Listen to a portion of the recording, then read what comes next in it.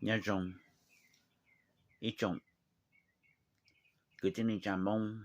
kết thông thông bờ lúc cả thủเลยkhăn lúc cứ nó cú luôn bề thật ta cho có là bao hoàn sự sinh mong hằng ta sẽ cú luôn bề bộ thọn tu chỉ để choหัวrằng số lại sinh mong tăng liền mấy ta brother khá mấy bao là cú khá ở phiên nếu nó cú chắc ăn là một thằng update so Hmong International New Year Corruption khó chênh ha khó là cú bao lúc chạy cú là một em vào thầu xong áo phẳng áo một chỗ tình áo phẳng gì đó cú hạ tao lúc chạy là thao số là ha rằng lúc gì ha cho họ bố mất chém cho cú là chỉ bố sắm mà cú ở chỗ ở có cú nãy căng hà lưu yok cái lưu nên nó là thao số là ha rằng gì ha但是bên một program cho trong cái program sắm mà cú ở trong này tụi lấy lại tụi này chỗ ít tụi này chỉ chính chính hà lưu tới đây là căng cả tụi này sắm trên cú là thằng mẹ ha rằng lúc gì ha cú giờ sau nó ok cú giờ tụi chỉ luôn tụi lưu tê lưu AJ matrix system nó bên nhau hồ lưu matrix là lưu mã thì nó lưu video game nó chơi tụi program là sắm mà ở đây là tao tăng cú lại video nuôi cú thằng đó mẹ ít ta cú ha 90% true sự 90% chỉ reliable但是cú带着mẹ ta everything I say is 100% true. You know why? Because I am God. I wrote the simulation. Only I can testify and verify the truth. I speak the truth, but nothing but the truth. If something is off, get the program up all up. They can digitize anything in this matrix. They can make up anything. Okay? So nobody can ever know the truth. I mean to clone. Mean to clone it. Bomb copy memory. The clone doesn't know that they're a clone. They think that they're you. They're the real you, but there's a clone. They don't know unless you tell them, right? Của hai cho là mấy bảo lợi. Nè sau của tháng chiều của nàng ăn ha. Ta chỉ của sáng cả bé ý trong cái tin mong nên trang số là bao khó tranh, especially bé tên là tên gì cho mong or y'all who Fresno know. Everybody deserves the truth and need to know the truth. Nobody can speak the truth. The truth will set you free. Only I can speak the truth, and only I can speak my mind. Free, speak my mind, okay? I know it's a very hot topic. It's going to get a lot of people in trouble. But these people deserve to be in jail, They should be arrested for embezzling money, for laundering money, for blackmailing people, okay? So look what happened. Ya me chito or me sanga ko ha ko yun chi ha me jana, okay? Ya me to or ko bao chi cheng ha ko bao me meng ha ko mo to so ro man ko yo ha me no, okay? Ko ha me no ko chi zung dong me li destroy me no, okay? Ko ha ka me correct me to cancel. Ha me ta mo pu me no si to no, okay? Cho ha me le mo pe cho la me be se mong. I am the law and I am the judge, okay? Yeah, man, to check good talk, it's okay, no hard feeling. But I'm gonna know right now. I don't know everything, but I'm gonna know. Talk like I say that, okay? So I'm gonna throw here and there. Cũng như tao của hai là thảo cho cái hai rằng gì ha bé hai vô lần đấy nó, okay? Anything more comment lắm chỉ là tao sai là cái trong sai cái complain là gì mình tốt, tại she cover. Hai mấy tao show exactly là họ mấy chúng nó bảo mình chỉ ai có bé tao nó cái cho coi mấy show direct là họ chỉ YouTube dùng một chạy tới đó, okay? Hay有 flag của trong channel cho họ YouTube cho censorship sát hình. Hay有个片段就没带能到之前这种好 right 这YouTube 叫 censorship 就 catch 到这你莫过来为了 flag 呢 ，OK？ 好个片出到对每个人都是。你怎么 complain 莫让去到杀这种杀了，起杀了，一米多喊了，没上切过了切过呢 ，OK？ 古智商讲 ，but 没洗口味是呢 ，OK？ 那个被他们 flag 是。lu Hmong International nu ya nó đây Hoa Hmong International nu ya nó mà ya Hoa Hmong Council đó thằng đó còn nên cho chữ ha làm phong mà bỏ một chỗ sư đó tới li bỏ yang đó tới và hội yang bỏ cho nó mua illusion nhớ cho fairground okay so thầu mong chung dù tôi cho hồ Fresno cho early in the 90s thầu có cơ sở với này ha cho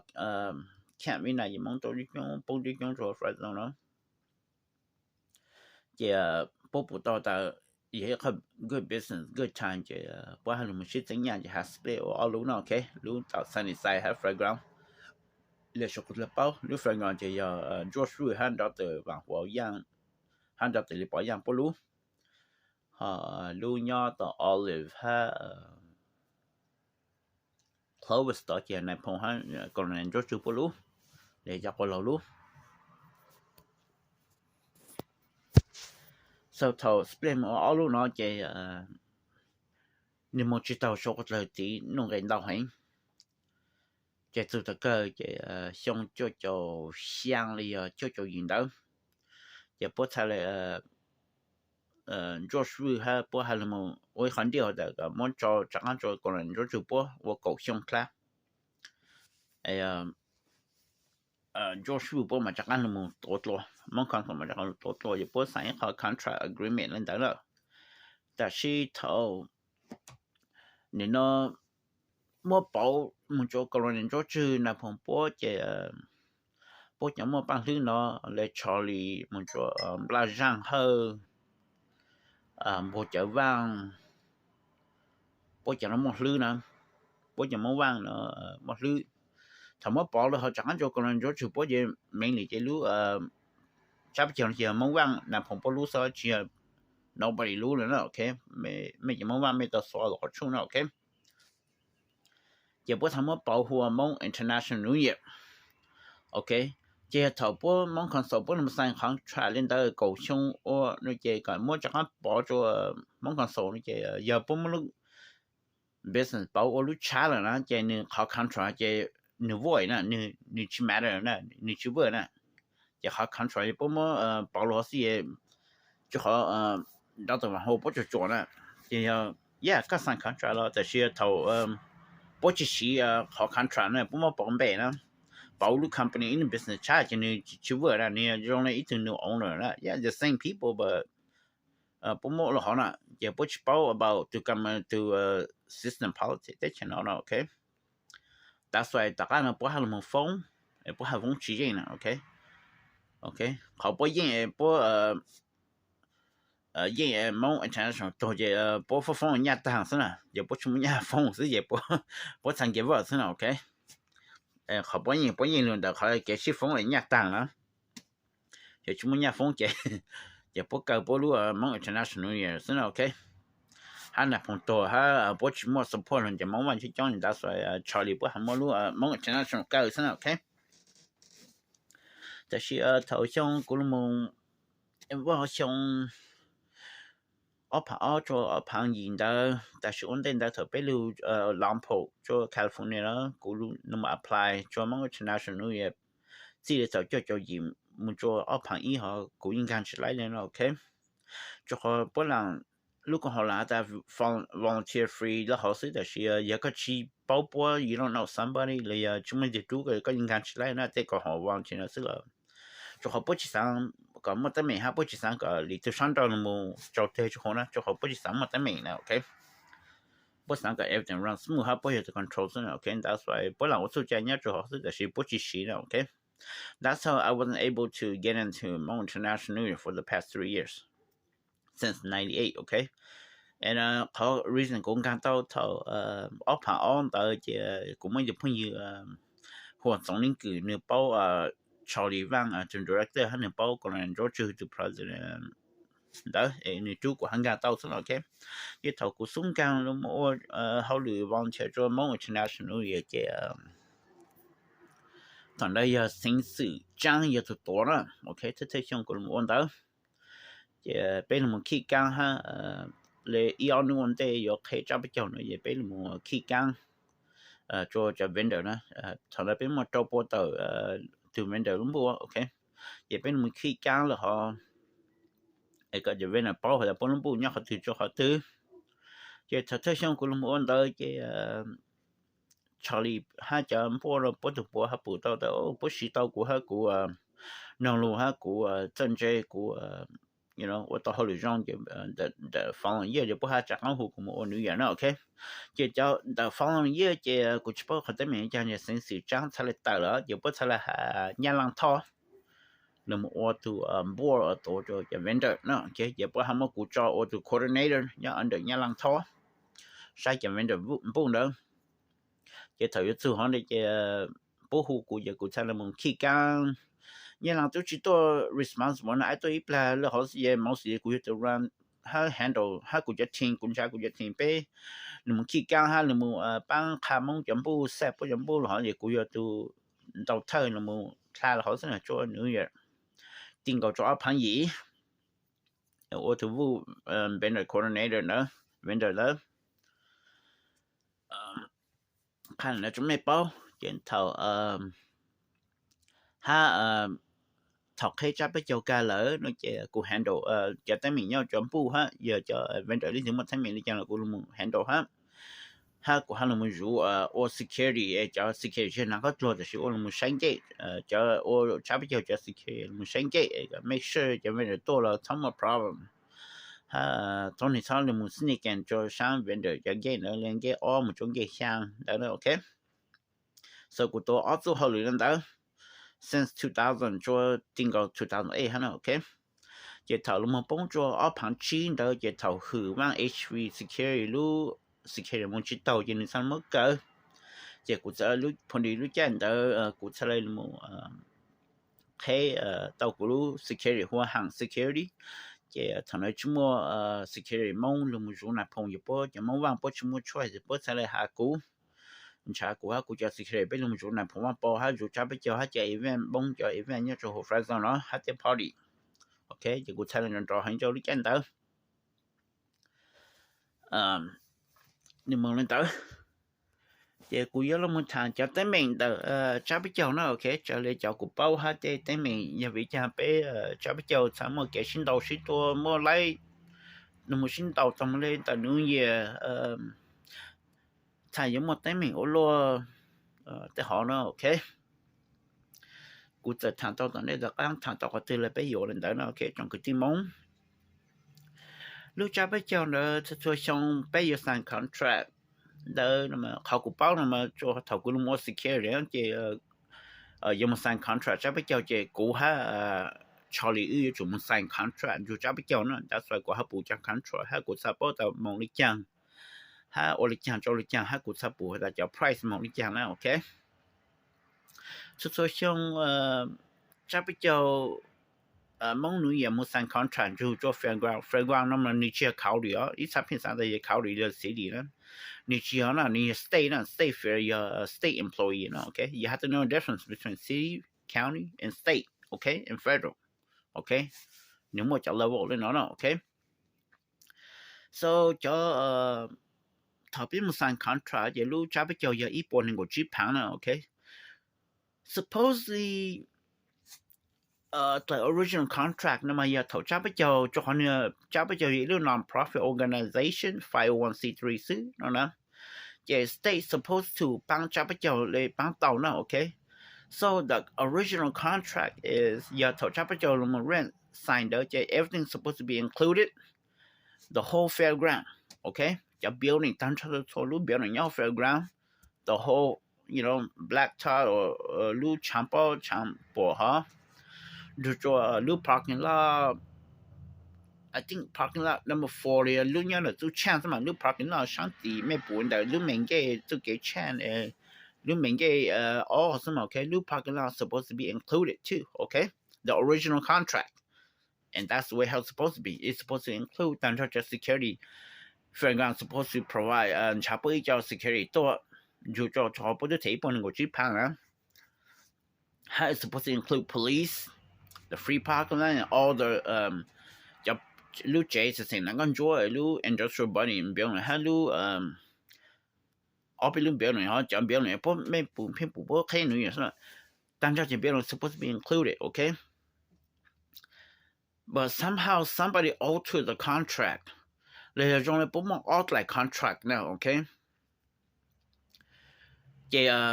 the original mà bố mong nhớ cho họ thì bố mấy họ alter cho họ, đúng không? Thì có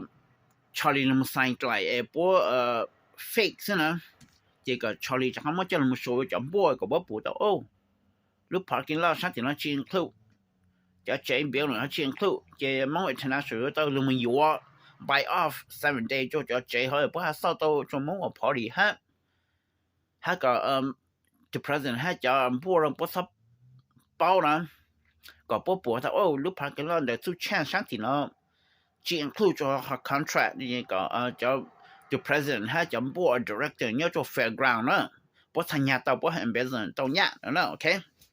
but that's not how the original contract is. Chỉ nhớ cho là contract alter hả nè. Chỉ mong international như bố chủ động thể bên chả bố cho on security ha.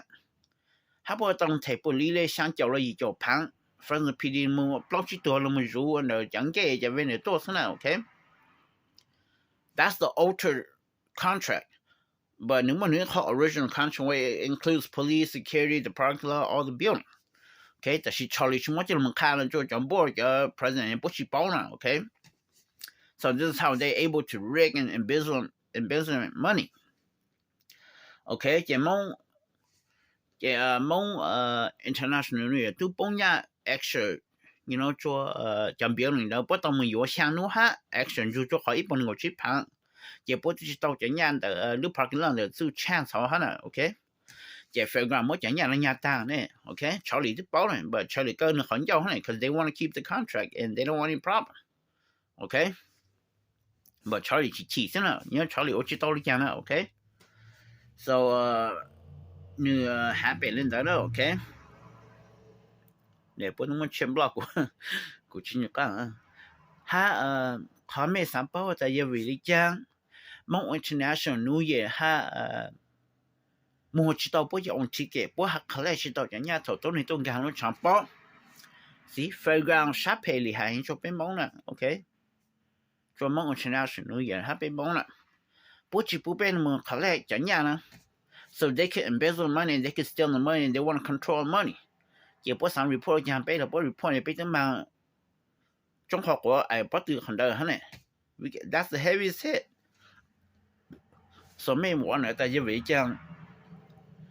bé khá là chỉ tao chẳng nhà thì bố hai cả con này rốt chuyện là một lần đó. Oh bé chủ cho mình cả khá là hai ta bé chi nha. Còn nhân dân họ bố là một lần họ sợ, okay, còn giống câu đó. But the real truth, the real problem is for gone bố bé mong cái chuyện số nó khá là bố chẳng nhà cho ticket thầu tốn hình tôi chẳng bao nữa. So they could embezzle money. Cho CEO ha, cho board director fairground ha, nên nhà tông nhà nó, okay. So Charlie chỉ ha, mong cái chuyện số chỉ giá xin okay. Giờ bố sẵn rồi họ giờ bố tao ole fairground ha này, okay. So that's why we couldn't have our own people. Tại vì cho ticket, nó mà bây giờ tụi mình yếu nữa, bây giờ tụi office depot này. So that's why bố hai Charlie cho ticket, bla răng cho ticket, thầu tổng lý mà lưỡi chuyện rồi bao ha, nhà tông nhà mua ticket này, nhà tông nhà này này chấm bố hết cho president trước chỉ báo này, okay? So that's how cái thầu fairground bố khởi lên tàu chẳng nhà nữa, every day nữa, chỉ bố khởi lên tàu chẳng nhà chỉ Charlie mà ha bla răng bố cho họ ở bên tụi mà nên mình dùng fairground số chẳng nhà chỗ sẽ tàu bị chơi nữa. But mostly the fairground mới chỉ nhận cho nhà everyday lấy cổ chi cho nên cổ percent đó. Chỉ bố mấy mình ai trong lá ra ha Charlie bố cho bố hẳn cho gì cả the rest chẳng bố hết cho president boss này chỉ bố tôi nhà mi ai họ này, okay. So the way how chẳng bố ha babe agreeing to fairground mà how we're gonna count the ticket is we're gonna count the starting number bố bí xèo nó bí xà nó bố bí xèo the number 0. Yeah, at the end of the day, we're gonna go to the booth and check hey to last number your ticket. Yeah, for the document. Yeah, so that's how we keep track of how many tickets are being sold, and that's how we could track our money. But that's not true. Cho họ phải gọi người dùng ít bao ticket này, so bố chỉ mua bao bé account đó này, bố yêu bao duplicate, bố chỉ mua này giờ tôi hình tôi chỉ bao này. See that how they steal money? Ye po tu nhà tao bối bọn nhà friend quan tu nhà tao bối bọn nhà nữa ha. Ye thở at the end of the day, nhà nhà bé khởi tao rồi cho original ticket bé document ha. Ye Charlie ha bố cho hai friend quan tu nhà này portion gì ha. Ye Charlie bố tu nhà bối khôngมีai họ ha nữa nè. You see? Itu trying to know itu. This is how they get, all their portion. Okay? So that's how the ticket work. Happen more pay to counter itu tuần này bé nhẹ luôn number là thì tuần này tôi bé nhẹ tham tờ luôn cái mất lại ticket bé nhẹ. Ye bé mất khả năng count. This is how we the system is supposed to work for Hmong International, and how we're gonna keep track of our money since for gone chipu bé collect happen more bé chẳng ticket bé chẳng collect bé on chẳng nhà okay? But they still able to, bypass that. Cho họ bố một bấy cho duplicate ticket ha. Charlie ha, for example, nhà bố khả nhà on the side ha nè, okay? And that's why chẳng nhà plug down này, ý xong nó bé make tao 1.5 million, 1.6 million. Cho can go, we got $1.2 million for that 7-day event, So, tụi ta cơ đó, chỉ collect tao chẳng nhà chỉ thầu at the end of 7 day đó. Chị tao chẳng nhà chị mới chẳng nhà đang rất khác lệ chị phần mà mới chẳng nhà cho mình deposit Pullum Bank chị phần mà lấy sau ít lại check cho mong nuôi vậy, là bố chúng mới catch cho mong nuôi vậy, bố mới like check. You see they screw mong nuôi already. Có bố thằng nhà tao nhà, có bố you should tao report like check phần sau report, Now they got problem. Now they're gonna find their own way to write off their tax. Okay? Chỉ mong nếu như tông hà bố tê receive friend gan tê receive lúc nó tên gì tê hotel cái nó ngang cái travel anh như sau nhá tao mong bán mong cổ pan này cổ pan lúc nó chỉ gan tê receive tê approve họ tôi chỉ bố học right tao bố cho tax out now, they just throw shit to mong new and then now mong new you have to throw shit to somebody else, so that's how they embezzle money, and that's how they rig the system and write off their tax, Frequently, how about 100 million more? Maybe she probably behind closed door now, okay? How Charlie needs in ya, how watching ya on the side of her. That's how they steal money. And your board director, the rest of the board director, Moni, and doesn't even know. The president and Georgia, but they don't even know, Itu nhà nhà tàu nhà xin nhà là. How just stand, baby, at the office depot, này. Chỉ có sáng mới stand cho cô được phong nhiêu tổng lý mới cho stand chỉ stand cho bây giờ phong nhiêu gan free thế này, hay giờ tao phải bao thế này, that's how 我考虑我女儿她nhà bữa她này nào, okay? I'm trying to wrap everything under 30 minutes, okay? Cho cô lúc phone record 30 minutes. See, maybe I'm gonna talk about the money, how cho don't concern about your money, thế này, Take my time back at your problem, Chỉ nếu mong họ ni họ sẽ là cái gì mong này chẳng. That's how we get raped and robbed by the board director of fairground and the CEO of fairground. Cho mình cao đi hà hiện cho bé này, chỉ cho bé mà hai bé cho nó cho chuyện gì tao cho bé cho bố hai tiền tài một cho bố ai có ô cho bố trong sáng này, bé hai khi tao hàng contract hai bé hai mua có relationship favoritism nó sẽ là behind closed door mong mà chỉ cho hai mong sacrifice pay tax luôn mà nó mong chỉ tại số này, cô bố này cô chú sát hành này là, cô thằng thứ cô lúc cô một chỗ lù thế but mong chỉ tại số mong, rồi nó hơn that's why bé chúng tao tới chờ. But that's how they rig the system. That's how they embezzle money, and that's how most international news get screwed over by by the fairground board director and the fairground CEO. Okay, that's why Charlie had to key, mainly most international news. Charlie had to run, and control, everybody else is just a puppet, okay? The president, the board director, mainly Charlie to run trên này phong to hắn là phong trên này bữa to backbone supporters. How do cha bây giờ bữa hạt bữa giờ mong bây hạt cái là bây lúc nữa, giờ mong lúc nữa, chỉ là to sing luôn, thôi cũng nói it hurts my heart, it breaks my heart, but her agenda là họ luôn bèn mà ta lu mong chance nữa mong lu sẽ là lu này, but that's not true, that's not real, but có hai chân mấy bao, okay? So như work hard mong họ trên, that's why Charlie hay chỉ đó ha vấn đề của thằng đó mong chance nữa nó mong họ account cái อีคอนมาทางจังบัว direct 包括อีคอaccount เจกูชิป的小费车领包了，但是人家一样的 Wells Fargo 到 Wells Fargo 中呢，到阿不继续旁多做某个 international 呢，这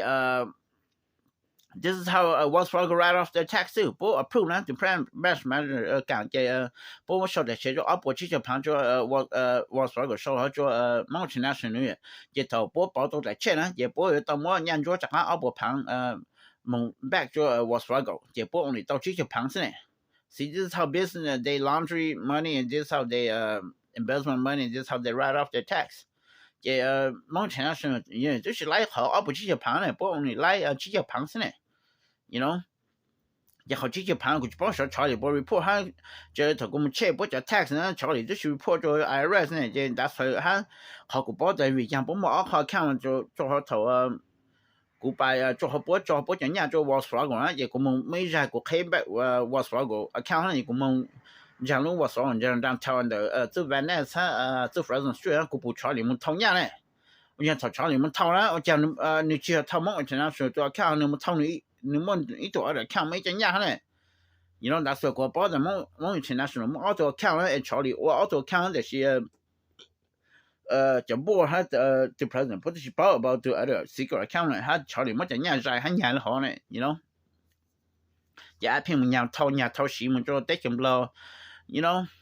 查理到中很了，你偷你伢怎样了，就你这么准备 IBD 得什么太得说得好是了 ，you know， 就那么么怎样你 expand 你西的好的 ATM 的 travel 了好，就那么么这个假如是这么。做某个情况少女人的帮你讲讲么把梦得起来了，帮我们准备的是，you know， 他们 vacation year round 的是呢，一想查理进到不了就啦，你不了就旁salary 还在你 work full time 一定 employee 的某个情况是呢，you know， 但是某时候你新要 resident 了，你新要这些么干了，你新要的 offer 你就好了，你们准备还你要 have 你好来的这些么太得准备的是呢 ，you know， 你都商业冇你攞啦 ，you know。所以你今年到你行业 salary 好，哈你就冇要第 vacation， 你就开到你就看讲波就是包了，他今年帮着你想到你就是冇 report 做和某人其他人员，你开你就看了。So I don't know how he was able to bypass all that, you know, and steal the money. Okay. So Charlie won the which part the Bachelor包了 okay, but I know that they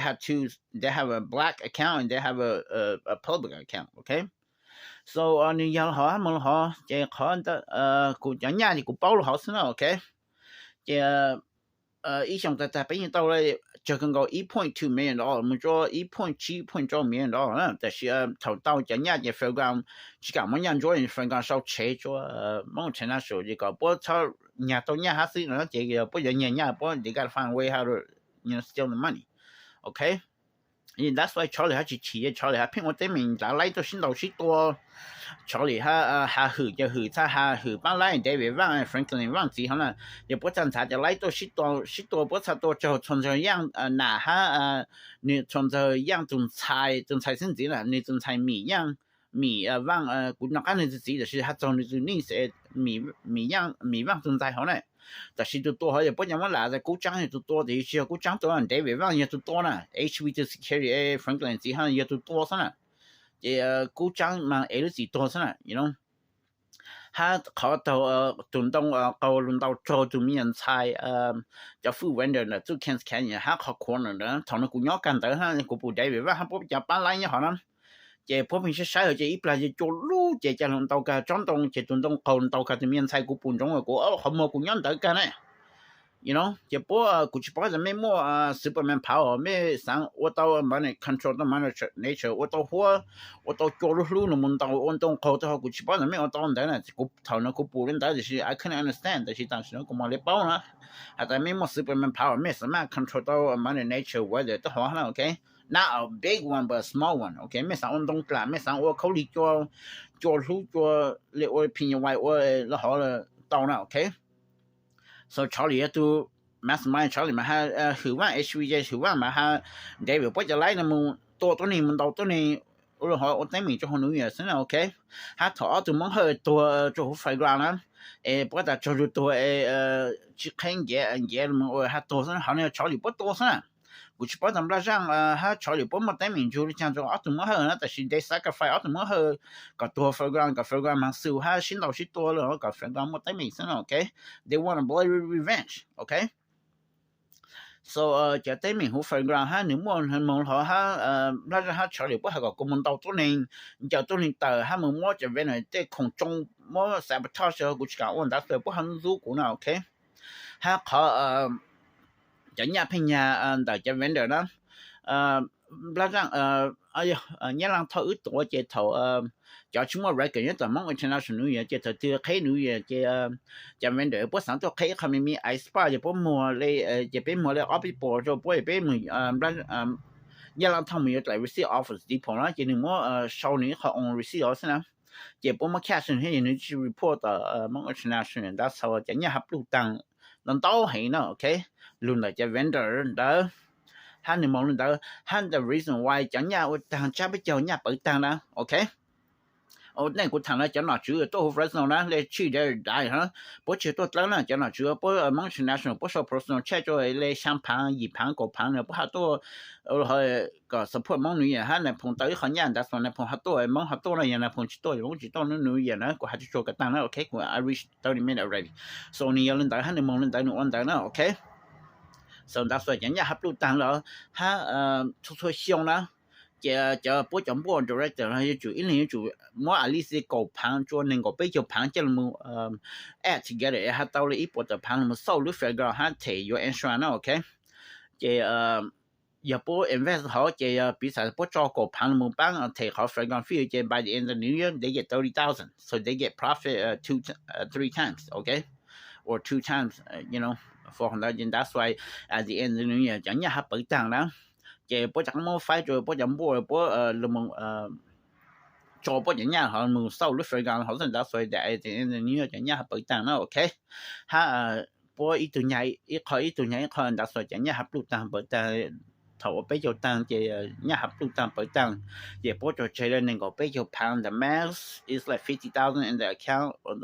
the least is just bây giờ pound cho hỗ trợ account xứ có rong gạo xứ okay bố cho report cho mẹ tại ý xong nó bên mẹ tao ý bây giờ chỉ pound xứ tại that's a lie okay cô yêu tôi bù tăng cho everything explain ha cô bao rong bỏ lên nó okay cho họ nobody can speak the truth and nobody inside there does